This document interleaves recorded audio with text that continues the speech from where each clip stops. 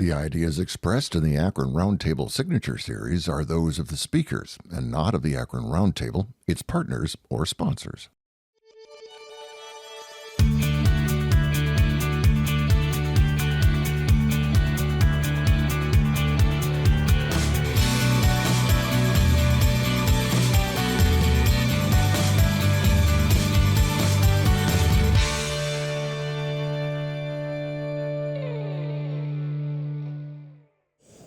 All right, thank you so much for indulging us. Please continue to work on your post, but we'll begin our roundtable signature luncheon for today. We shared so much together already, and for the sake of time, I will be brief. I will like to thank our title sponsor, that is State and Federal Communications, for their continued support and commitment to Akron Roundtable. We would also like to thank 50th anniversary sponsors, Huntington Bank and the Billow Funeral Homes. We're grateful for propelling a year-long celebration. With that, we will have questions at the end of the presentation today. You'll note there are QR codes that you can scan with your mobile devices. Or you can flag one of our staff members to write down on a note card your question so that it can be asked at the end of the day. We ask that you take a moment now to silence your electronic devices with respect to the speaker and the forum. And lastly, before we begin, we would also like to acknowledge our program sponsor. Thank you to Trailhead Community Health Foundation of Greater Akron. Round of applause, please. The next person coming to the stage needs no introduction, but for the few who do not know her, I'd like to invite Trailhead's President and CEO, Tracy Carter, to introduce our speaker. She is an Akronite, a phenomenal leader herself, and one who approaches service with a clear purpose. Let's receive her with a round of applause.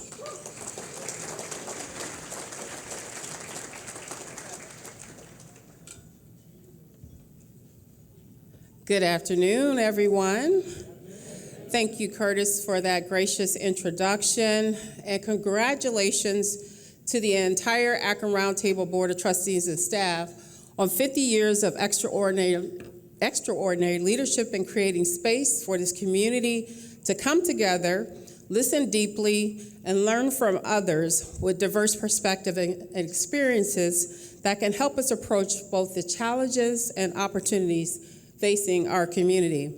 It is especially meaningful to join you in that spirit today. As president of Trailhead, I can say we are honored to be a part of this important conversation about healthcare, which touches every household within the sound of my voice. For those who may not be aware, the Trailhead Foundation was created when Summa Health was purchased by the Health Insurance Transformation Corporation in October 2025. Trailhead is separate and independent from Summa Health. Our mission is to empower and support individuals in leading healthy lives. Through our fundraising and grant-making efforts, we will invest in health and wellness nonprofits across Summit, Medina, Portage, Stark, and Wayne counties. My board also will serve as the public monitor to ensure HATCO fulfills its commitments under the state purchase agreement. And speaking of my board, I would like for them to stand and be recognized at this moment in time. So if the Trailhead trustees could stand, I greatly appreciate it. Thank you. Trailhead is one of many important players in the health and wellness ecosystem, and we look forward to today's conversation with Marty Hauser, who serves as chairman of our board of trustees, and Daryl Toll, the president of HATCO and the interim president of Summa Health. You will find additional information about each leader in your event program, but let me share a few highlights from each of their distinguished careers. Marty has deep roots in Akron. He grew up in Central Akron and earned a scholarship to attend Western Reserve Academy. He went on to graduate from the University of Akron and remains a diehard Zips fan. After a successful career in banking, He joined Akron City Hospital, where his talent for strategy, business development, and operations led him to serving as the founding CEO of SummaCare. Following his retirement from SummaCare in 2014, he worked with a private equity firm and now facilitates a national CEO healthcare roundtable. He continues to give his time and leadership to several nonprofit boards in this community. And on a personal note, Marty and his beautiful wife, Beth, will celebrate their 50th wedding anniversary in August. So congratulations and happy 50th. Now, Daryl, he brings more than 3 decades of regional and national health system leadership to our community. He has a strong track record in redesigning systems to better meet the needs of patients and their families. He recently served as president of Advent Health, one of the largest health systems in the United States, and on an annual basis took care of more than several million patients.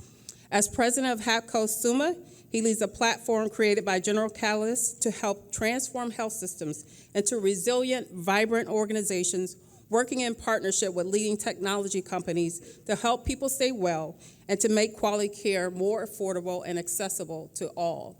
Daryl and his wife, Sarah, they have been in our community for the past 2 years, and when he's not working in healthcare, when he needs a break, he enjoys spending time on the water, hiking in the mountains, cooking, and traveling to immerse himself into different cultures. And with that, I want to invite Marty and Daryl to the stage as they lead us into a conversation about the future of healthcare. Thank you.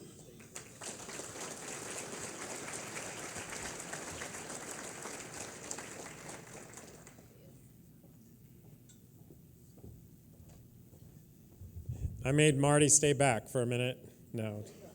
He's going to ask the tough questions in a minute, but it's amazing to see all of you. I realize I was 2 years old when the Akron Roundtable was founded, and I had a dream back then that one day I would speak on Akron Roundtable 50th Anniversary Day, and this is the fulfillment of that dream. It's amazing to see all of you.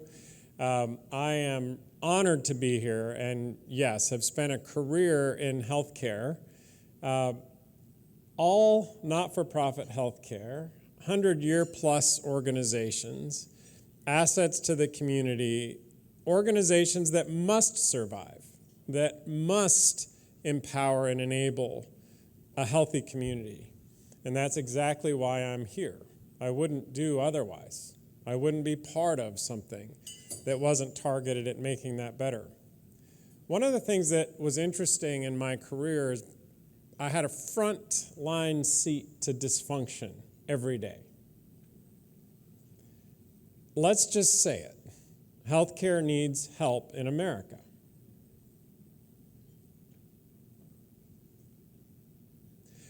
There's an interesting American mentality. Any of you ranchers?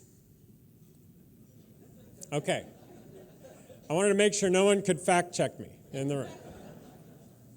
Someone once told me that there was a striking difference between ranching in America and ranching in Australia back at the origination of that industry in both countries. In the U.S., ranching innovation involved the invention of barbed wire. Why, you ask? No, it's probably obvious. You had to contain your property. You took that barbed wire, kind of a cruel thing, right? Metal spikes in order that your cattle would not leave your property and what you owned would remain yours. Now in Australia, it's fascinating, different approach. In Australia, the theory was if you build a watering hole, your cattle will stay close. No barbed wire needed. The barbed wire in the American culture makes me think of the templates that people constantly demand we think in. I don't like it. Templates destroy your IQ and mine. They force you to think in a binary fashion. Think about politics. Think about religion. Think about any topic. Really? I have to pick between two perspectives? That's it? There's not a continuum? I'm not able to think about one way, and another way. Templates are barbed wire. Now, healthcare is wrapped in barbed wire. Wrapped in barbed wire. By the way, you think in templates about us and me and about what Hatco's about. And you're probably wrong, but you use templates and it makes you unexcited about something we hope you get very excited about. And we'll talk more about that. But more broadly, the opportunity exists in healthcare to unwind the barbed wire and to reject the templates. And if we aren't willing to say that opportunity exists, then we're keeping the ceiling very low on what can happen in this community. And that's not fair. That's not fair. It's not fair to think that way. It's not fair to keep the ceiling low. No one is being served adequately by the healthcare system in this community, despite the passion and energy and massive work effort of dedicated, caring healthcare providers. One of the problems in healthcare is that there is a certainty problem. There's so much expertise and so much training that we are taught to be certain because, my goodness, if I go into my doctor, I want them to be sure. If I'm talking to my nurse, I want him to be sure. The problem is innovation requires uncertainty and curiosity, not certainty and blinders. So we have interesting work to do to unwind the barbed wire and to take away the templates in healthcare because we're confronted by the certainty problem that exists. Now, in whatever industry you're in, you know this is true in your industry as well. If you're going to innovate, you must be disappointed. You can't glory in the dysfunction. You can't be a vested interest. If you're a vested interest, you will fight for the status quo and against improvement and change. We want to ask questions, and we don't know the answers.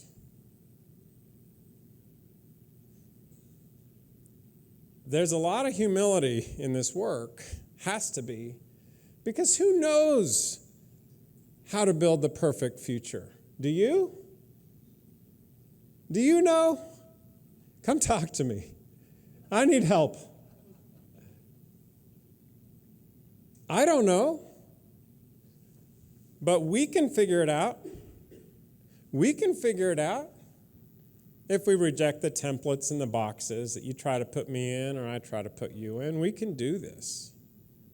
And we can do it with questions. We can do it with curiosity. Some of my questions.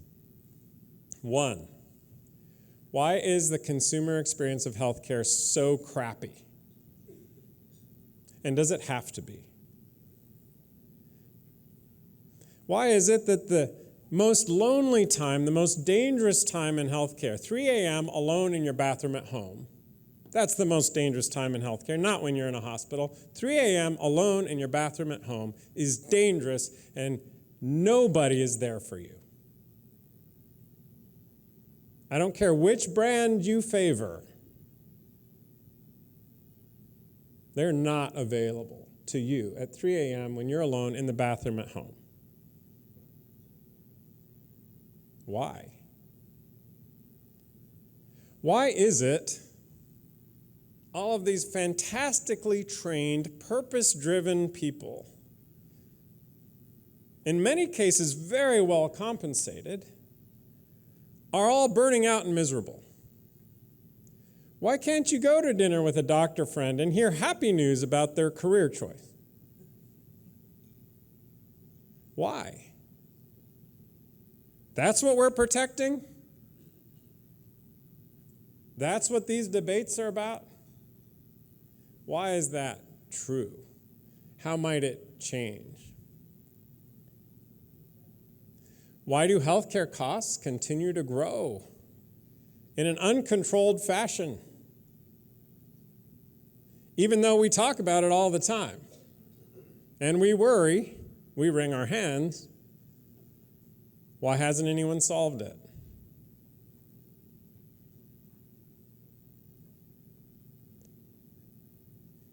You think about templates. Templates pit people against each other, right? One templated way of thinking would be that not-for-profit healthcare is noble and for-profit healthcare is evil. That'd be a template. You could have fallen for that template yourself. Meanwhile, your 5 favorite brands are for-profits. I guarantee you, I challenge you, unless you want to list your church, your 5 favorite brands are for-profits. You can run a good company and be a for-profit.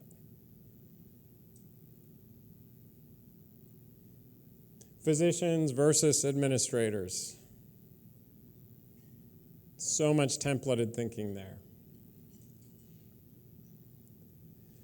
The way we think about the future has to be wide open. Oh, here's one. AI. AI is bad, AI is good. 2 templates, both wrong. AI is bad and AI is good. Just like, by the way, the internet is horrible. And the internet is wonderful. Right? Do you use the internet? Anybody? Yes. And you could spiral into the darkest chasms of sin on the internet if you wanted to. You shouldn't. I don't recommend it. Same thing will be true of AI. AI is a gift. It's transformational. We're in a revolutionary moment, and it could be terrible. Who will decide? We will decide.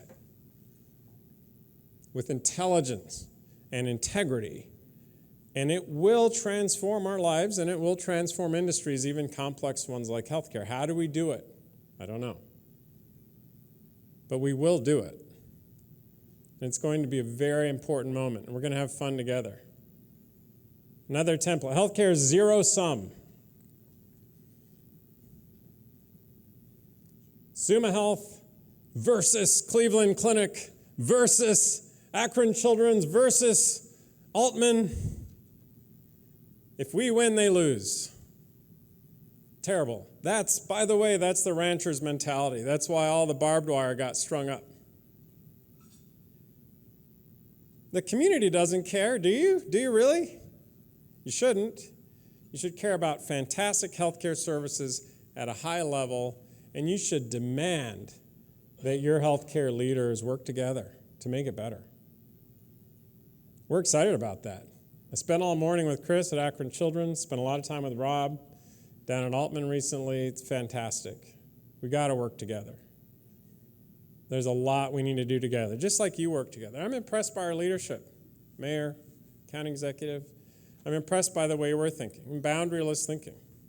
I'm impressed by some of the connectivity and bandwidth that's being created across Summit County. I think that's fantastic. That starts powering up potential, and it shows a way of thinking. I believe innovation is in the DNA of this community. And it is one of the reasons we're excited about being here, because just because we're post some industries, we're also pre some pretty fantastic stuff here. Some is emerging, and some will emerge soon, and some will emerge in a while, and it's all good. But innovation is in the DNA here, and I'm excited to be a new resident of this community. Now, I'm going to invite Marty Hauser up with reluctance.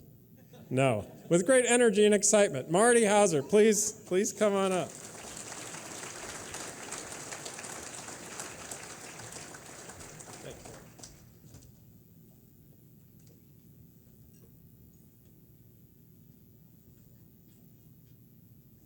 Try to get ahead of all his hard questions. Oops, a little echo here. Daryl. Thank you. Daryl, many of the people in this room have heard me say over the years that Akron is the huggingest community you'll ever live in, and that's both physically and emotionally. So, Daryl, here's your chance to be hugged by Akron and the surrounding community. So, welcome Amazing. to Akron. Thank you. You've lived in Orlando. You've lived in Napa Valley, and in fact, you and your wife just sold your house in Napa Valley to move to Akron, I assume for the winter weather and things like that. By the way, I highly recommend doing it in that direction. Yeah, there you go. So, in the time you've been here, both before when the transaction was occurring and then after it occurred and in your current role, what have you really learned about our area and what has impressed you about the greater Akron area? First of all, several, it's all about moments. It's about those moments of experience. If you live in Orlando or you live in Napa, it's hard to get to know your neighbors. It's impossible not to get to know your neighbors here in a really positive way. I think we met all of them on the day we were moving in because they just came over.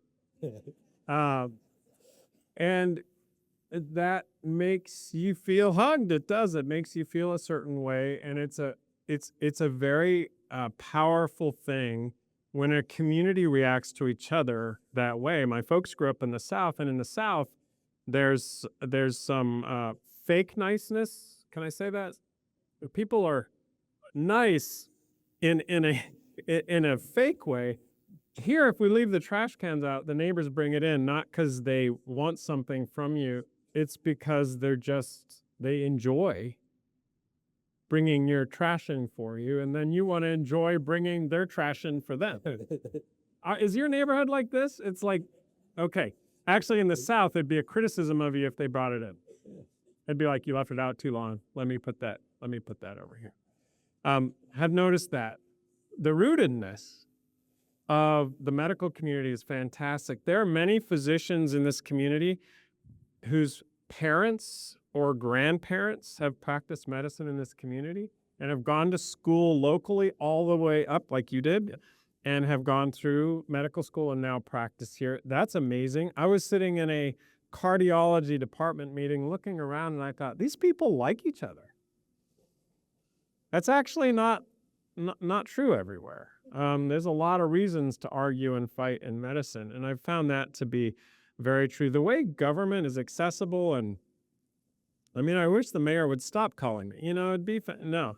The accessibility, no, it's fantastic. The accessibility of our leaders and the ability to make decisions together and weigh the reality and how to build a great community, and the aspiration to do that exists here like I've not seen anywhere. Amazing. Thank you. So we're going to come to your role as the president CEO of HATCO in a second, but just a question that a number of people have asked in the community. Your title is President CEO of HATCO and acting President and CEO of Summa Health System. Right. The word acting implies temporary, perhaps, right? Yeah. So I assume if you can share, that you're searching for a CEO. But since you bought a house and your wife has moved here, that would imply that this is going to be the permanent headquarters of HATCO. Correct. So is that true? That is true.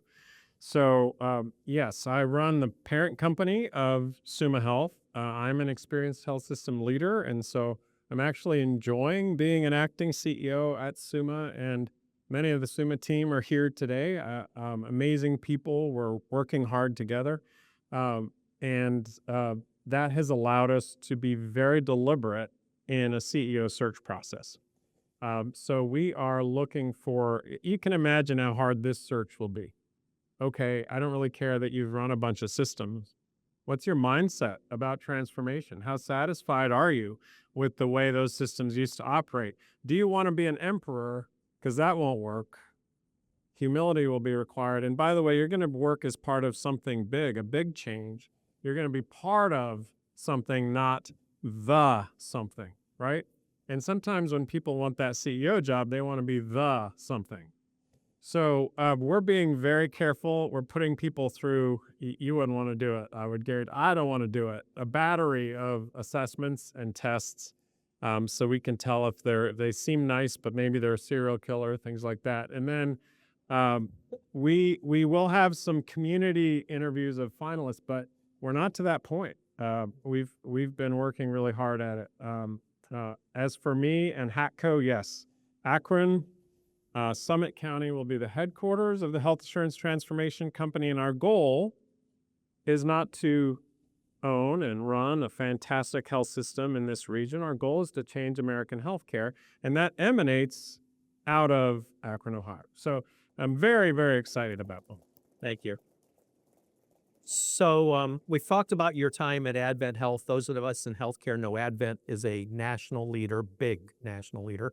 And then you went to One Mind, which is a smaller organization focused on transforming mental health in our nation. And in fact, there's a connection because I don't know if anybody from Peg's Foundation's here, but Rick Keller and the folks at One Mind are working together nationally to try to make some changes. So can you just share a little bit about that transition from Advent, big system, to One Mind, small transformational organization, to now a for-profit entity, and ultimately to Akron, Ohio?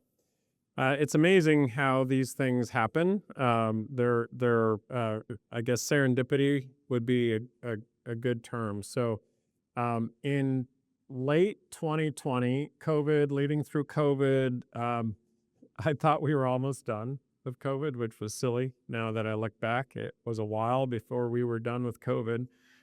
But I spent time in my basement thinking about the future of my career. And there were a couple of paths. One would be to stay at Advent and ultimately lead a traditional health system. And another would be to shift and make an impact. Call it a midlife crisis or whatever you might call it. It was a purpose crisis. It was, is this satisfying? Is this where I want to be? I'd spoken at my son's college, one of their assemblies, and they invited me because I was a business leader, but I decided to talk about my own struggle during college with anxiety disorder and some of my early career struggle with an anxiety disorder. And I asked my son his permission if I could talk about that in front of thousands of his classmates, and he said, "Why would I mind?" Which I would have minded if my dad did that. So I thought that was a fantastic response, but I talked about it. Kids lined up down the aisle. I thought, I've got to talk more about this. I went back to work, talked about it, interviewed Brooke Shield at Lake Nona Impact Forum about her postpartum depression. A guy saw that. The guy who founded One Mind, Garen Staglin, he called me and said, "Would you ever put purpose over profit?" Now, I'm in the basement with 5 columns. One of them was not-for-profit leadership. And he called me out of the blue, and we took a leap. We did that, Sarah and I, we moved to Napa. He owns a vineyard there, so a lot of suffering, a difficult time.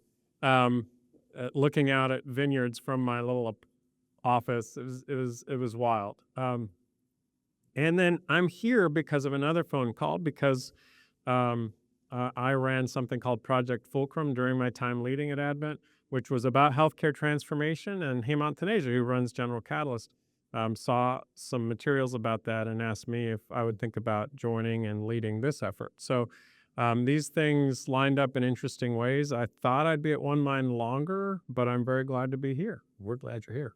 So let me, I've got a couple questions I want to get to, but I want to focus on the General Catalyst question, because I said to somebody early on that 95% of the people in this room want to hear one answer to one question: what's this for-profit thing and what's going to happen to my hospital? So let's take just a second if we could. There's been a lot of talk. Many people are skeptical and concerned about this concept of private equity and or venture capital getting into communities, taking over their hospitals, turning them for-profit. So could you talk about the connection between HATCO and General Catalyst? And by the way, General Catalyst is a venture capital company, not a private equity company, correct? Yeah, very important differences here that are important to understand. So If you are in a private equity entity, you acquire companies and you, putting it nicely, retool them, and then you try to sell them for profit after a short period of time. And some of that retooling can be very harmful and has been very harmful historically. That could be loading a lot of debt onto them. That could be eliminating a lot of services, closing stores and locations, etc. The toolkit is it's cold. It's a cold, calculated toolkit to drive to the return that the private equity firms are seeking. And I would say some firms are more vicious than others. Regardless, we're not private equity. A venture capital firm invests money in startup companies. That's not what private equity does. And a venture capital's company's goal is that those companies survive forever. That's different from destruction, that's creation. And the whole mentality of venture capital is creation. Now, some of those companies fail on their own, but there's a lot of fighting to try to keep them from failing. But they don't fail because you add a lot of debt or you create all of these tools to exit quickly. Importantly, though, venture has never bought a hospital. This is the first. You have no template allowed. It's never happened. You can't go Google it or ask your Claude AI, about the last venture firm that bought a health system. This is the first time this has ever happened.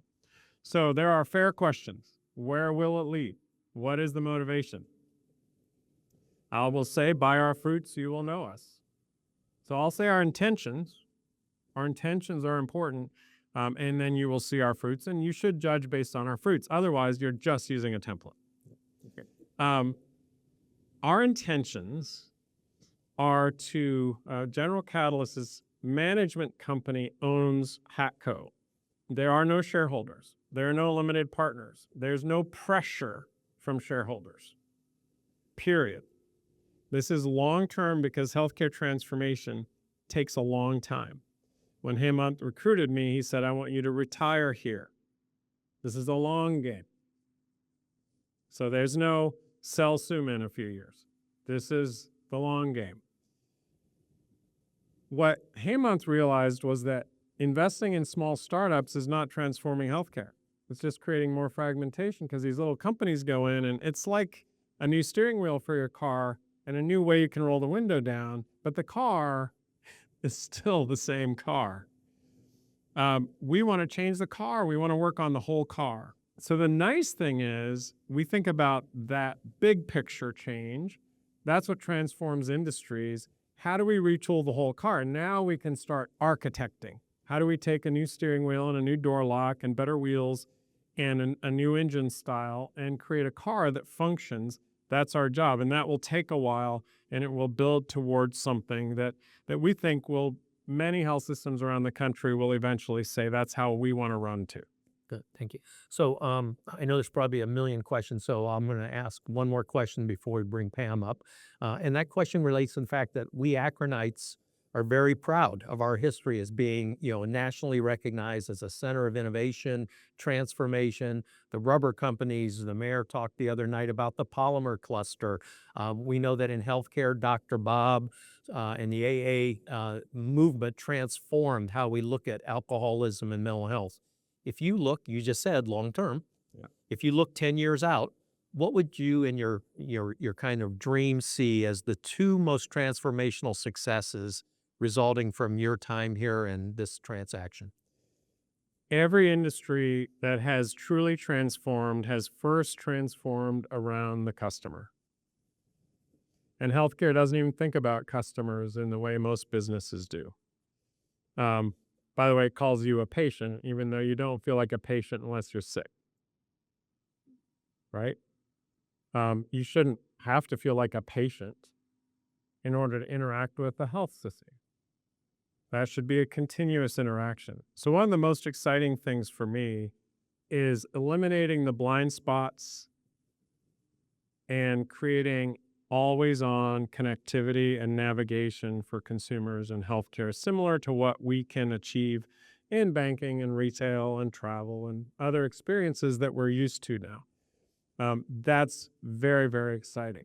Now, that's number one. And I don't believe it will take many, many years to develop that, but it is a top priority. If you connect that to what the clinical team can do, the second critical thing is we have to change the math around the idea of doctor and nurse shortages. Let me just state a fact. This is a fact that someday you'll know is true. How's that? You can't prove it today, but someday you will know this is true. No matter what, we will never be able to train enough human beings in nursing and medical practice to overcome the shortage. And the weeks of wait times and the lack of access to key specialties and subspecialties, the lack of access to primary care, the fact there aren't enough nurses, there are fantastic programs in this community. We will never train enough people. So the people who exist need better tools. They need to waste less time doing wasteful work and spend more time doing the work of their heart and passion. And if we do that well, if you imagine in a few years a physician can do 1.5 times the work at a felt effort of 0.8 or 0.9. It feels less work, but I'm doing more. The leverage that has to be created involves technology, it involves artificial intelligence, it involves better tools for physicians, for nurses, for other team members. Now, when you pair those tools with that consumer thing I started with, those two alone will change everything about how it feels to experience healthcare in this community. And I'm very excited about both. Great vision. I'm going to ask Pam Hickson-Stevens to come up. While she's coming up, one last very quick question. It's my understanding you're a Miami Dolphins football fan. I'm So we have something in common. We both support really, difficult underdogs. Does this mean since you like underdogs, you're going to become a Browns fan? Yeah, for sure. I mean, I see the Browns seem so Dolphinish to me that it's easy. It's easy for me. You all know this, right? At the beginning of the season, that little hope you feel, you know this. And then after a few games, that sense of the loss of hope. And then that search for the team that will be your second place passion for that particular season, which leads you to like people that really have no business liking, like Josh Allen, right? Or something like, because you realize you can't really stick with your team after they've proven they can't do it. Fake. That's how I feel about the Dolphins, not about the Browns. A fantastic. Yeah, hi, Pam. I'm beginning to doubt everything you just said. That's fair. That's fair. Hello, I'm Pam Hickson-Stevenson, member of the Akron Roundtable Board. Those of you who are used to using Asker to ask questions may have noticed that it is not functioning, and we apologized for that. I leaned over to one of my table mates and said it's always the technology. And we have an option, however, the good old analog paper index card. There are cards at each of the tables. If you have questions, I see someone's raising hand already. Thank you. Please jot the question down on the index card. Roundtable staff and board members, I think, will collect those from you and bring them up to me. Fortunately, I have a few questions to ask already, but before I ask the first one, I would like to take a personal moment to say that I have been a consumer of and patient at Summa for nearly 20 years now, and I have never seen better customer service in any organization. I would put Summa up against Disney and Nordstrom and all of those places. And I want to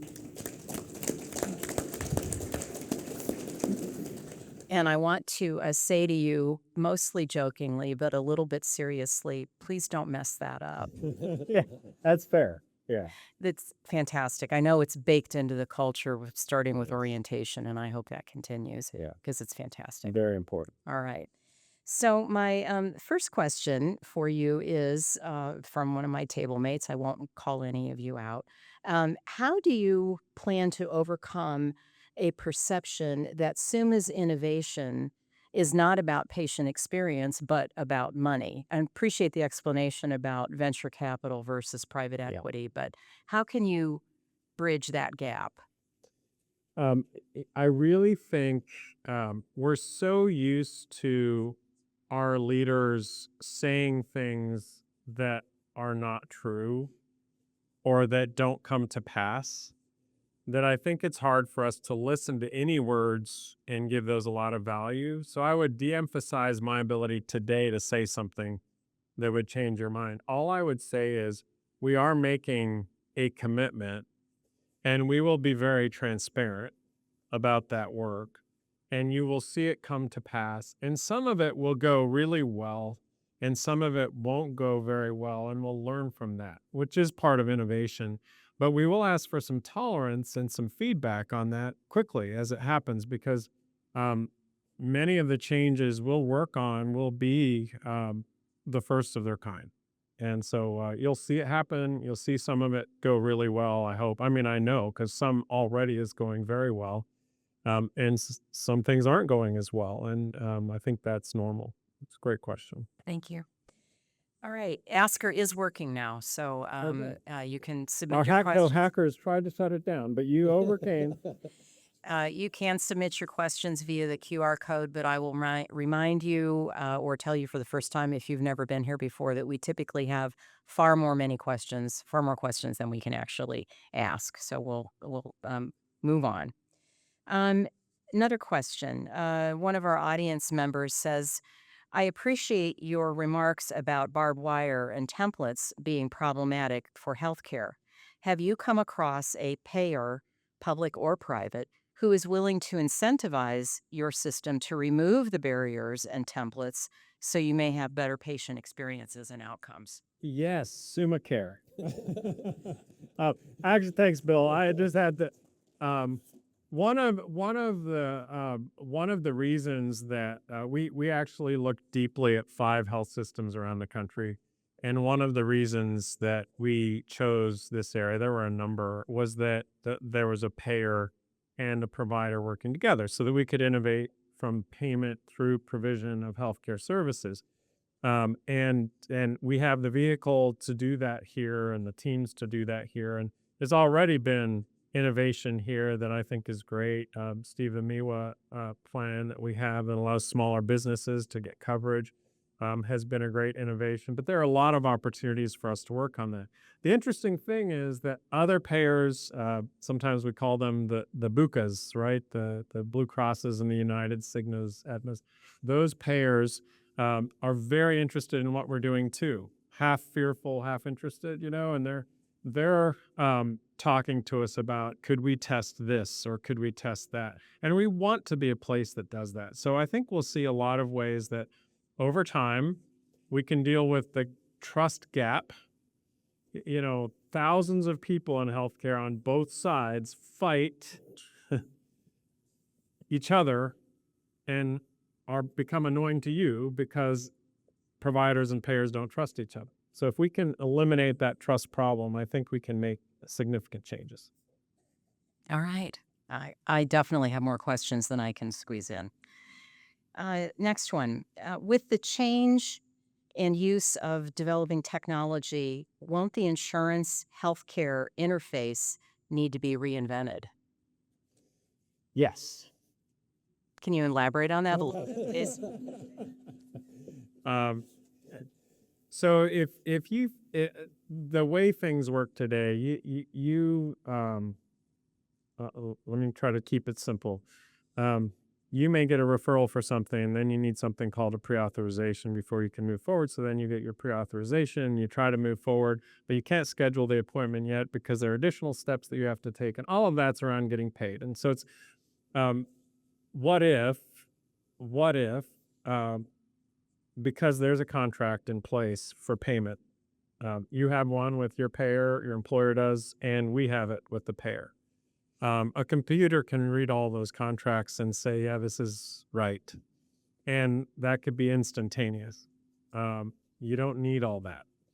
That interface, the way that you interact with your health system and your payer, should really be one experience, not multiple experiences.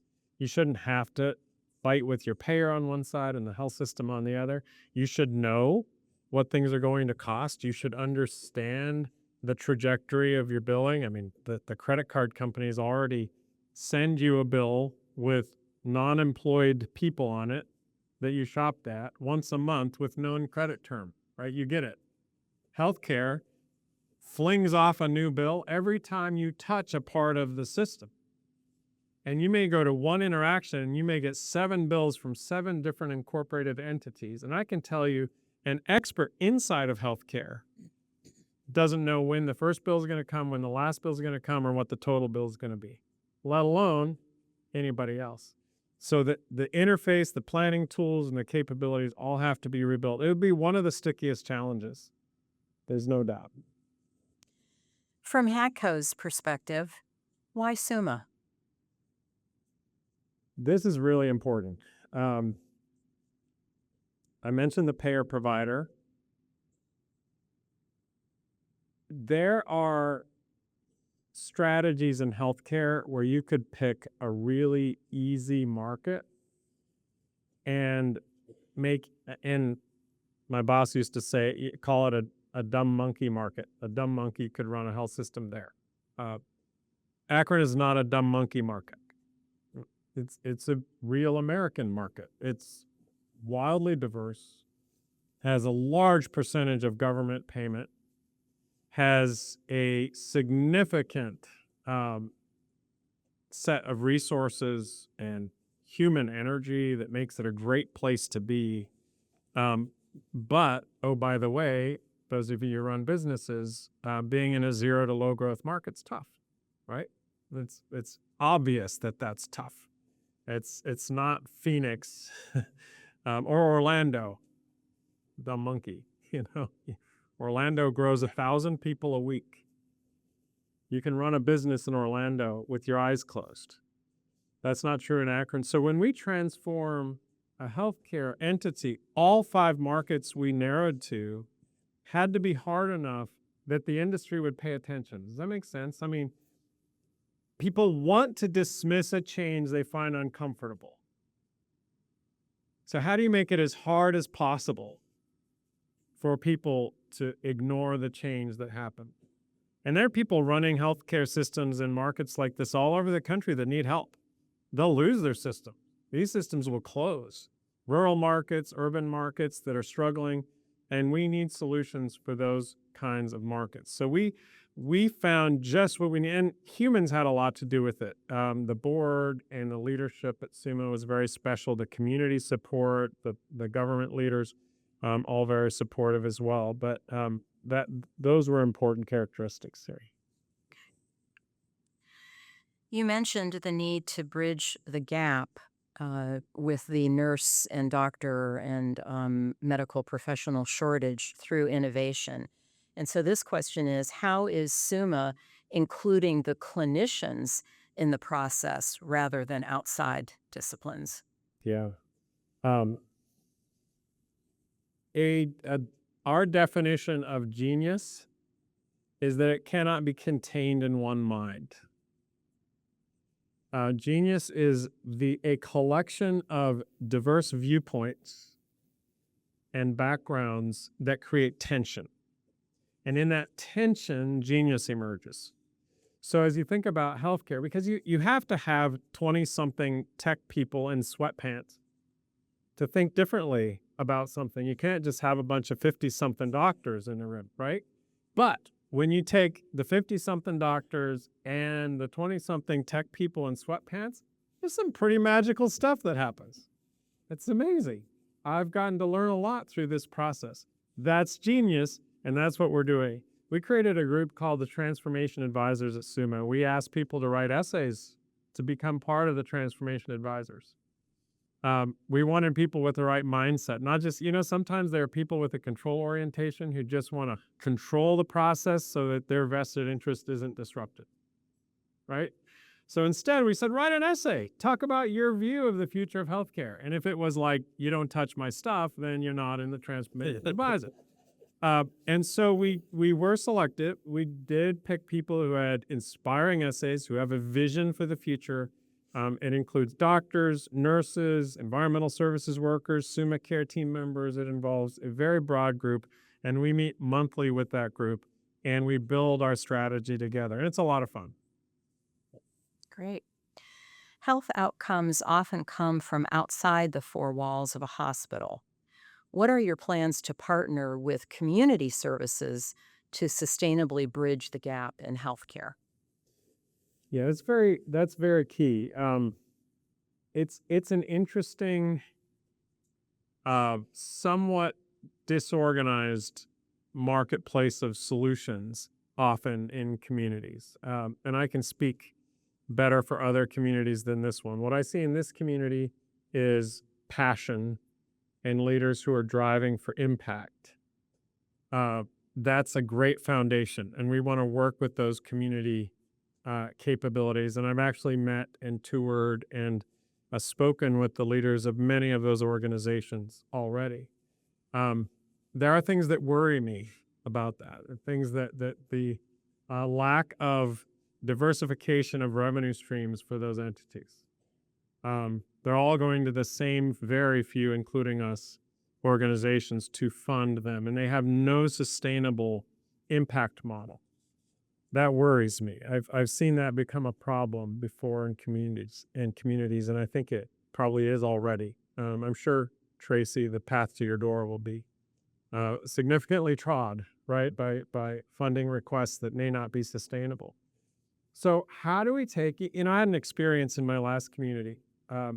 Someone ran a bus that had food on it, and they could drive around and you could shop in a food desert, and that's fantastic. Someone else ran a in-place grocery store in the same community of impact or target. Both came into what we used to call our Community Health Impact Council, and they asked for funding, both. Same day, different presentations. One asked for $250, one asked for $350, whatever. So our response was, you both go meet, and if you can come up with a joint proposal in which your two organizations can work together, you have just asked us for $250 plus $350, $600. We will give you $750. Who thinks they came back with a joint proposal? Wrong. Wrong. So I will call this out. If organizations have barbed wire in their small impact, not-for-profit world because somehow they feel threatened by being part of a large coordinated effort, we will not work with them. That is throwing money in a fire. And it's unacceptable in this community. There's too much need in this community for people to be working that way, and we won't be part of it. It's up to you whether to be part of it, but we need to see a change there. That's good. I didn't expect that's where I get the applause, but I wanted to let the audience know I've reached the end of the time, and I have one last question. I saw the volume of questions about health insurance, and I think the Akron Roundtable Board needs to look at setting up a luncheon where the topic of health insurance is discussed sometime next year. So I think that would be a very good one. So I don't remember if this was announced, but we typically have students from schools who come in, and I believe this question, since it says Garfield at the bottom of the card, comes from one of our students. And I'm going to paraphrase it a little bit. Beyond the kindness of neighbors, what do you think is one of the greatest things about living in this area now for a couple of years, and what do you think could make the Akron area greater or better? The ability to get outside is impaired a bit during part of the year. But when it is not impaired, the outdoor activities, the trail systems, the ability to get out and do things with people and on your own, it's one of the best connected outdoor activity, trail system environment. I mean, it's fantastic. It's better than anywhere I've lived. I hope you take advantage of it. We've been fighting back of you. Thank you. To be really, really, really good. I won't say what could be improved because it's time zones.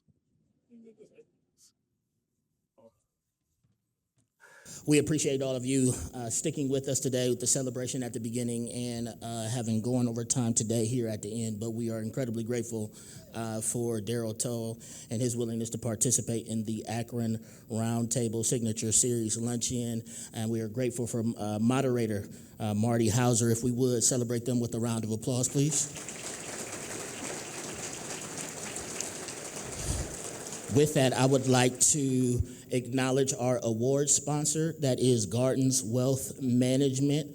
We will be presenting both Daryl and Marty with a Contemplative Son made by local artist Don Drum, and a specially commissioned 50th anniversary Contemplative Son in celebration of your participation today. Thank you so much, gentlemen.